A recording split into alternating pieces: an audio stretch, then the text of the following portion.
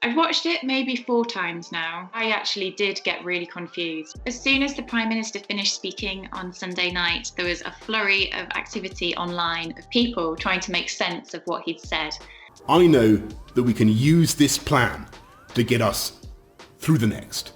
And it was quite clear that people had found some of the messages very confusing. What I think everybody wanted to hear was something that was pretty clear, and we didn't get clarity.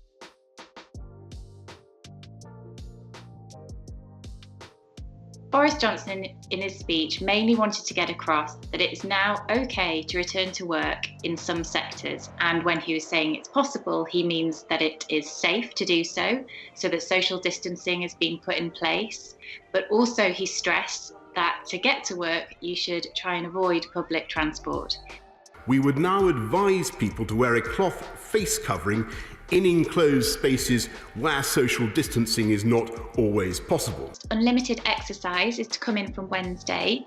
He said that you can go to a park, you can spend time outdoors, you could have a picnic, you could sunbathe. He said you can play sport, but that it must be with members of your own household. However, since then, we've heard that it's actually okay to meet people from another household, just as long as you keep 2 meters apart and you meet them outdoors. So there's going to be new rules on fines. Now we're going to have a starting point of fines at £100.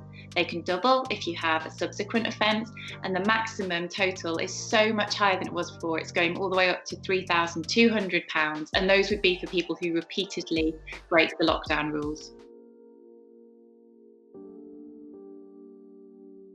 So the government showed us for the first time a 5-tier alert system. We're on level 4 in this scale. Level 5 would be the NHS being overwhelmed. That would be the absolute worst case scenario, and that's something that the government has consistently said it is trying to avoid. If everything works, then the hospitality sector, restaurants, cafes, bars, they could reopen with some social distancing measures in place. July the 4th is the date that's been mooted. Schools in England could be going back around June the 1st, and that would be for reception, year 1 and year 6, secondary school pupils at a later date. Scotland and Wales are not moving away from the strict lockdown. They are still telling people to stay at home. Overall, people have found it confusing, and people still feel that they don't really know exactly when things are going to return to normal. Part of the Prime Minister's message was that if the public do not adhere to some of these new, slightly more relaxed freedoms, then they will waste no time whatsoever in reimposing restrictions on people.